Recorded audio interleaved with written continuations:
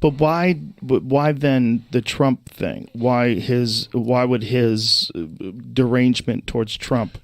Well, because Trump, circuits. Sam made one terrible call with Trump. He said that he was the evil Chauncey Gardner, like a simpleton, like Mr. Magoo, just happens to wander into the Oval Office as the first president with zero government experience, including the armed services. Bullshit. Trump may be a savant, but he was brilliant. Absolutely brilliant. If you do not give that devil its due, you're toast. Yeah, it's silly to say that he's dumb because he's different. He says some dumb stuff sometimes, but oftentimes he's talking off the top of his head. Oh, I don't even... Like maybe use some bleach, clean it out. Remember that? Exactly. Use some... but meanwhile, one of the things that he said about using light... Right. Actually, they came up with a process of doing that. That was an actual procedure that they would use where they use ultraviolet light inside a person's lungs and kill the COVID virus. This was like a concept that they were actually putting forth as being possible. So what he said, even though it sounded ridiculous, right. Like, get light into the body, it actually was right. But that's the thing. So then a bunch of people said, okay, right. I'm going to put a minus sign in front of Trump. Everything that he says is just wrong. Right? You can't do that. Well, they do this to Alex Jones. They do this to James O'Keefe, and they'll do it to you and me. They've definitely done it to me. They've definitely done it to you, too.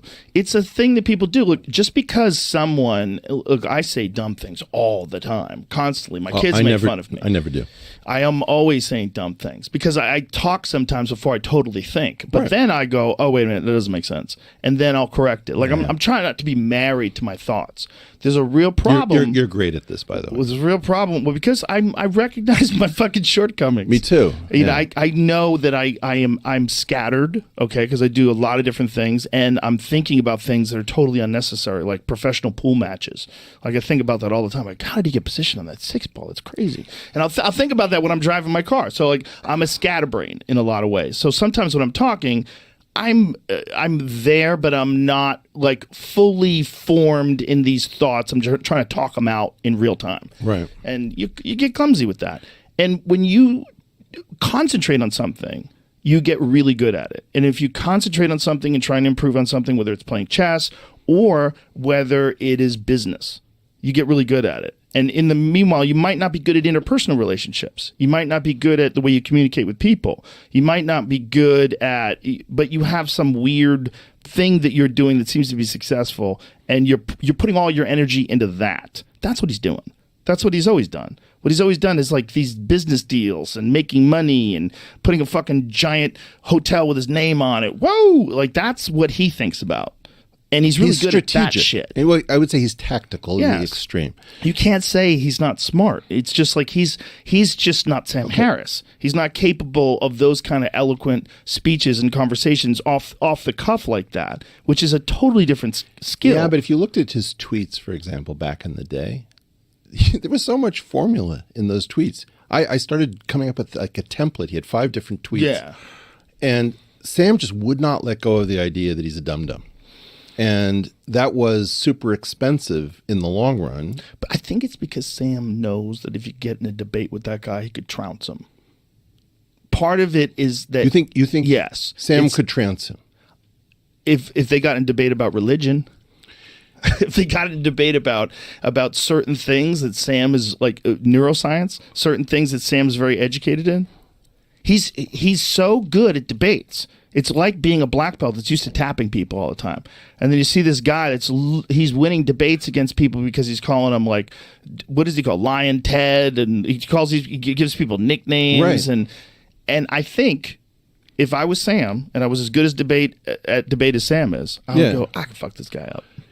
Sam doesn't know what's coming to him if that's true, because there was a guy named Max Bleacher. I'm sorry, Sam, drag you into this. Who was a Los Angeles attorney who had a crazy idea. He said, I'm going to try really complex antitrust cases in front of juries. You're like, the jury's not going to be able to follow that. He's like, exactly. I'm going to speak simply. Look, one way to win one of these arguments is just say, the problem is the nuclear family. Right? And every single Democrat will say, you mean nuclear. And then you've lost.